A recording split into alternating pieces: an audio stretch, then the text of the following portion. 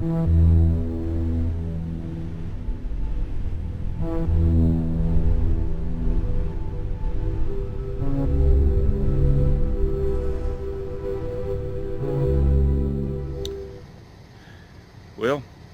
up before the sun.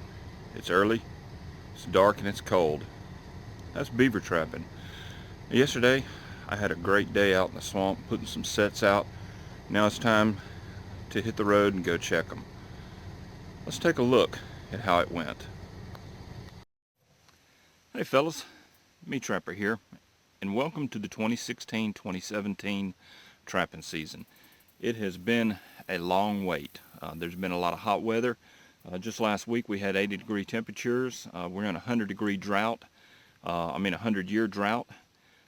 Water levels are low, but we're going to use that to our advantage. And I'm at my first stop here where I'm going to put some sets in, and let me show you the size of these entrances to these bank dens. This is just amazing. So let me show you what I'm doing. Now we're back on a little slough here. You can see there's the SS Meat Trapper, my little river hawk. And I am loaded. I've got snares and 330s and MB1216s. But right here where I'm sitting, check this out. Look at the size of that. I mean, that is, I don't know if you can tell the scale, but that's about 3 feet tall right there. That's just huge. Just to the right of it is another one. But you can see how dry this is. These are normally underwater. And I mean, that's just dry as a bone. But it is still being used. You can see there's fresh sign coming up out of there. Going up in there. And there. Now these are so big, I can't block that down really for a 330 or a snare. So I'm going to get in the little choke point. See, I'm not going to set the wide area. I'm going to set the narrow area. And the same thing right here. Instead of setting that big hole, I'm going to set this narrow slide right here. And hopefully I can get an earth anchor in down in the mud, because I mean it is such a drought. That stuff's like concrete. But boy, that's nice. And so this is going to be my first set. All right, here's the finished set. There's a 330. You can see how that circle trigger is in there.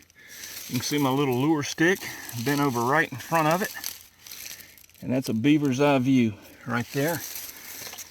Got it nice and camouflaged in. The second one, right there on the slide. Notice how I've got the 330 perpendicular to the slide, not vertical to the earth, but perpendicular to the slide. There you go. And the lure stick is right up there behind it. Hopefully we'll have a double tomorrow. Now this is one of the Belial 330s that I've got that has one of Chip Davis's pans on it from expandapantrap.com.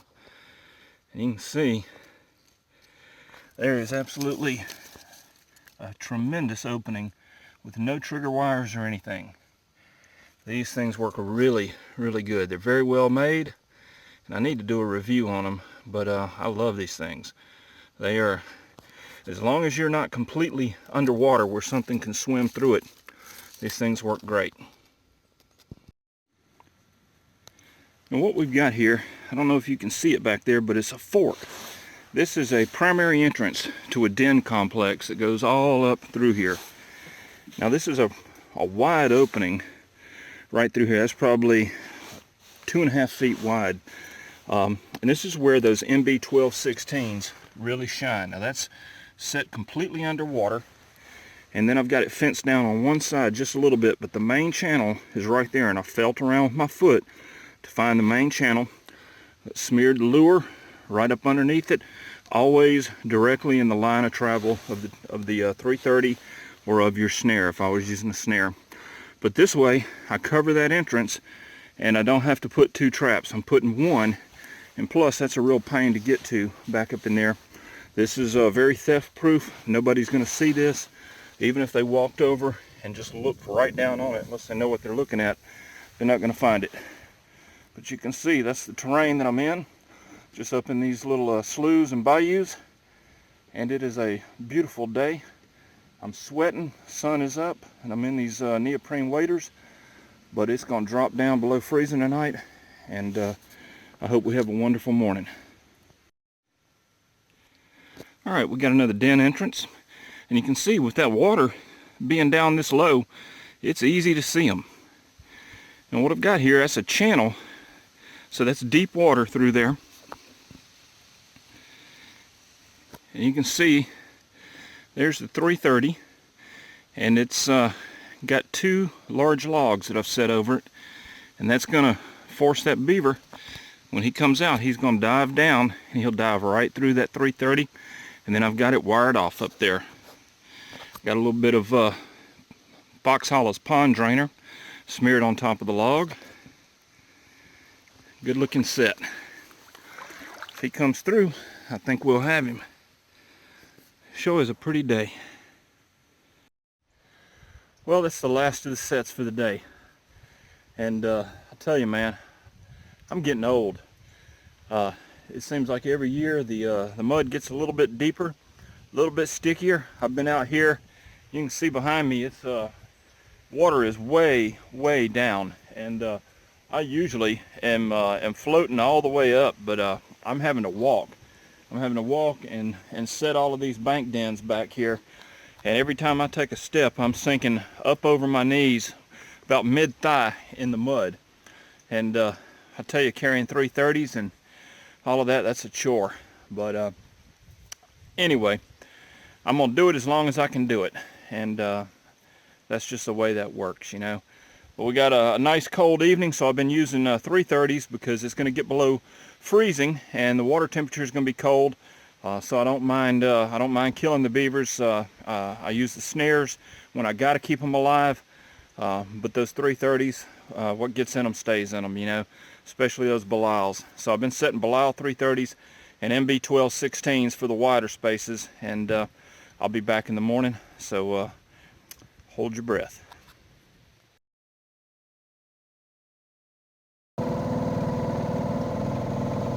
What a beautiful, beautiful day.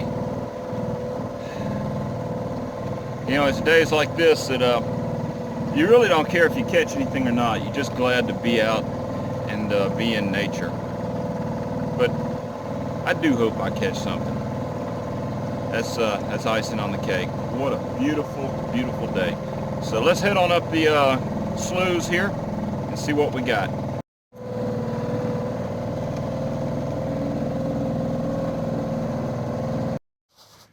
Here we are at the first set, and I had a 330 under the dive pole right there, coming out of the bank den entrance, and we got one. Kind of I don't know, medium size, maybe a little on the small side, but that's a great way to start the day. I'll take a catch over a no catch any day of the week. And you can see, hopefully that'll show up. Use the chain. And then it wasn't quite long enough, but I had to wire it off to that fallen log up there. So let me get him in the boat, and we'll go on to the next one.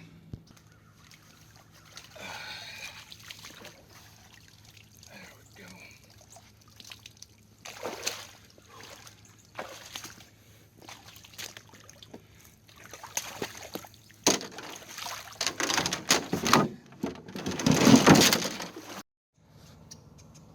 Now this was the area that I gang set. I put 4 330s in den entrances up there.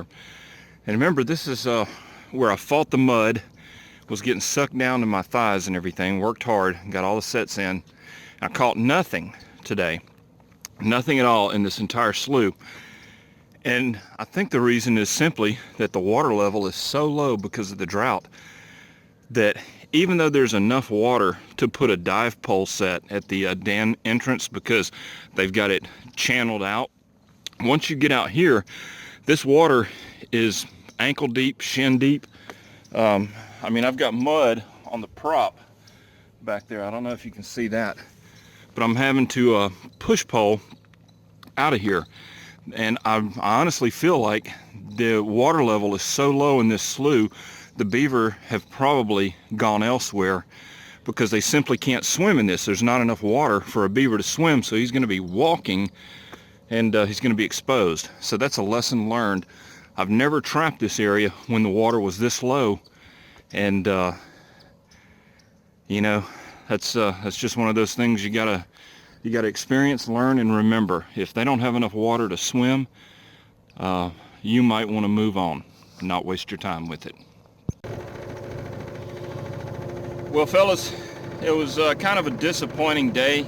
I ended up with 3 medium beavers. Had a dozen sets out, and honestly I was expecting a little more than that. But I think the low water level really hurt me. That one slough that every set in it was completely dry, that hurt. I was expecting a good catch there. That's always been a productive area for me, but not today. There just wasn't enough water. And I really think it's altered their patterns a little bit because my traditional spots just didn't produce. But you know what? It's a beautiful day. I'm thankful to be out here, and 3 medium is better than nothing. There'll be a good beaver liver for dinner tonight, and I'll have a little bit of meat in the freezer. It's a good start to the year, and I've got 3 months ahead of me to hit it hard, and all I got to do is keep working and learning.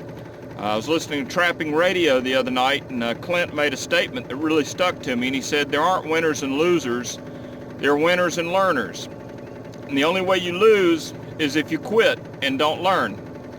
And so that's what I'm doing today, is I'm learning, and I'm learning how the low water level has affected these areas, and I'm figuring out what I need to do to compensate for it. I may even go to some floats where I get out on the main river and anchor some floats. We'll see. I got to think it over.